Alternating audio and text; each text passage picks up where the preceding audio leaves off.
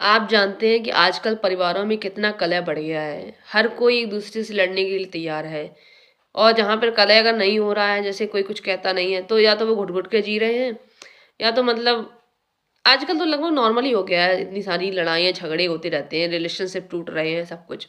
तो ये क्यों होता है? क्या कारण है आजकल ये सब होने का? सिर्फ़ मैं इसलिए नहीं कहती सिर्फ़ हस्बैंड-वाइफ का रिश्ता टूट रहा है या फिर आजकल देखा है आपने जॉइंट फैमिली का कल्चर जो है वो भी खत्म होते जा रहा है।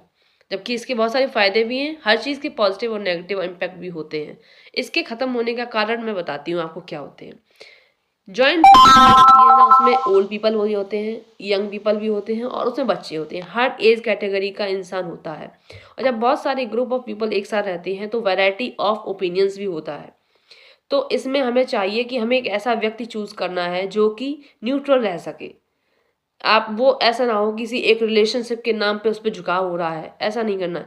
तो अगर आपको जॉइंट फैमिली का सिस्टम चलाना है तो एक ऐसे व्यक्ति का चुनाव करिए जो कि डिसीजन मेकर हो और वो एक न्यूट्रल एक मतलब कहते हैं न्याय के पद पर बैठा हुआ व्यक्ति।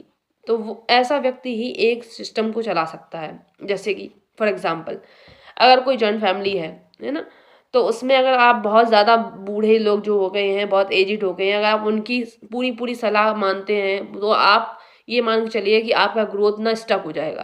क्योंकि भाई वो कितनी भी हम मानते हैं कि वो हमारा भला चाहते हैं, लेकिन आप कितनी भी कोशिश कर लीजिए, वो आपको वो सलाह नहीं दे पाएँगे जो आज के टाइम पर एप्लाई हो जाए।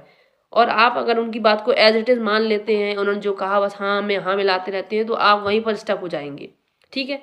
अब रही बात बच्चों की, तो बच्चे जिसने जो वो खुद लर्न कर रहे हैं, जो बच्चे हैं ना वो तो छोटे हैं और वो आप पर डिपेंडेंट हैं, तो आप कैसे वो कैसे आपको एक ऐसी सलाह या ऐसी राय दे सकते हैं जो जो उन्होंने जिया ही नहीं है।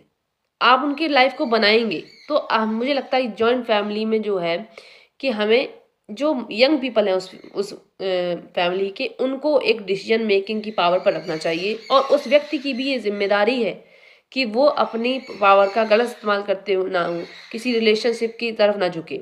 वो एक ऐसे पद पर बैठा है जहाँ पर उसको न्याय करना है और वो अब वो यगा जैसे कोई युवा है अगर वो पद पर बैठ जाता है तो ऑब्वियसली उसके पास उतना शायद एक्सपीरियंस नहीं है, तो उसे सलाह लेनी चाहिए। अपने जो जो ओल्ड पीपल हैं, घर में रहने वाले पुराने लोग हैं और नए लोगों का थॉट क्या है, जैसे जो टीनेजर्स हैं उनके थॉट क्या है, उस सबको सोच विचार कर आज की कंडीशनिंग के हिसाब से जो आज की रिक्वायरमेंट है, उसके हिसाब से एक डिसीजन लेना चाहिए। तभी मुझे लगता है कि एक जॉइंट फैमिली का सिस्टम चल सकता है। आपकी इस बारे में क्या राय है? आप लोग मुझे कमेंट में ज़रूर बताना कि हमें जॉइंट फैमिली में किस तरीके से आगे बढ़ावा देना चाहिए। क्या ये अच्छा है या बुरा है?